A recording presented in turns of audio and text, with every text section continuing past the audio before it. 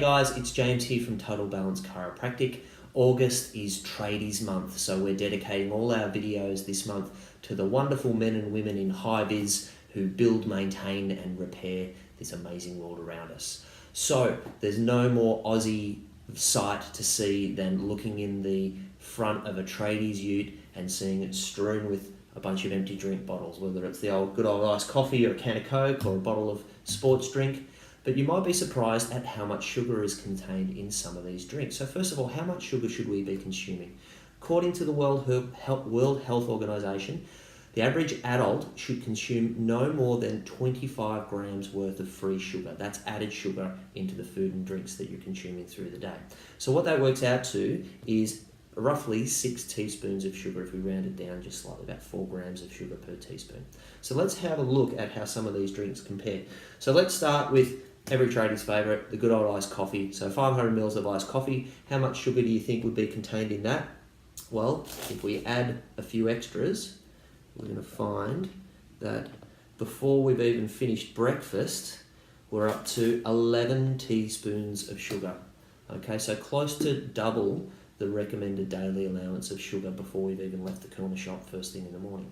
So we might reach for maybe what we consider a healthier option. So here we've got a Sanitarium Up and Go. Now, in its wisdom, our government has decided to give this bad boy a 4.5-star health rating. It's a healthy drink according to the government and their health recommendations. But when we look at the back of the label, we see that it actually contains 38 grams worth of sugar, which if we round it down even a little bit or round it up a little bit, we're still coming in pretty close to 10 teaspoons of sugar. Now, I don't know how 10 teaspoons of sugar can get a 4.5-star health rating. You'll have to ask the health minister, but certainly that doesn't qualify as healthy in my book. So moving on to the day, we're getting a bit low on energy. We might need a bit of a caffeine boost, so we might reach for the good old can of Coke. So 370 ml, 5 ml can of Coke. It contains 40 grams of sugar. Again, near enough to our 10 teaspoons. All right, obviously, if you're buying a bigger bottle, you're going to get more of a sugar whack. We might be really low on energy, so we might decide to go for an energy drink like a Monster or a Mother. This guy at 500 mils is the biggest of the lot. It comes in at a whopping 13 teaspoons of sugar, 51 grams, so just under 13 teaspoons of sugar contained in Monster. And if we're getting a bit hot and sweaty, we might want to replenish a few electrolytes by reaching for a sports drink.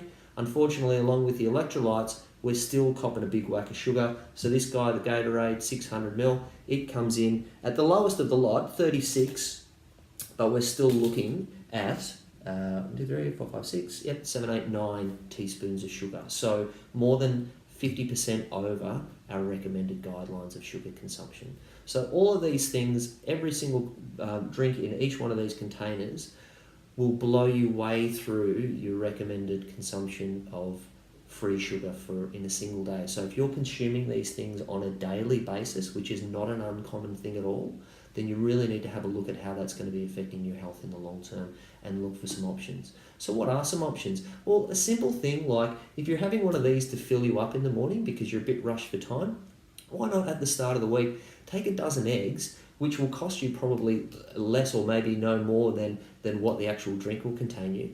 Boil those all up, leave them in the fridge, grab a couple of those on your way out to work and eat a couple of boiled eggs. That's going to give you a good whack of protein, which will help to fill you up for the morning, stop you feeling hangry halfway through the morning. If you need to be re-energized, then rather than reaching for a sugary caffeine drink, grab a cup of coffee, grab a cup of tea, a little bit of milk or cream in it if you need to make it white. Try not to add any extra sugar because you don't want to be putting more sugar back into the system when you're trying to take it out. And if you need to keep hydrated, just good old water.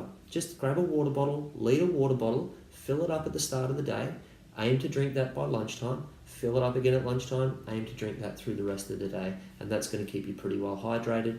Again, you might need to increase that on the hot days, but certainly better than the sugary energy drinks, and also better than even buying bottled water at the supermarket, because all you're paying for there is really the plastic container that you're going to throw away at the end of the day. So the water to fill your average bottle of whatever sports water you get, is a fraction of a cent when it comes out of the tap, and Australia has some of the best looked after and best maintained drinking water sources in the world, so we may as well take advantage of it. So there you go. So have a look at your drink consumption. Have a look at how that relates to the amount of sugar that you're putting into your body. I know as a teenager, I would have thought nothing of drinking a can of Coke a day when I was in high school. It wasn't until someone sat me down and made me count out the amount of teaspoons of sugar that it made me change my ways. You would never imagine picking up 10 of those things and sticking them in your gob, but if they're dissolved in a drink, then it's a lot easier for that stuff to fly under the radar. So have a think about that. Hopefully that'll lead you to make some healthy changes and some better choices down the track. I've been James from Total Balance, and we'll be back next week with our next edition of our fantastic Tradies Month videos. Bye for now.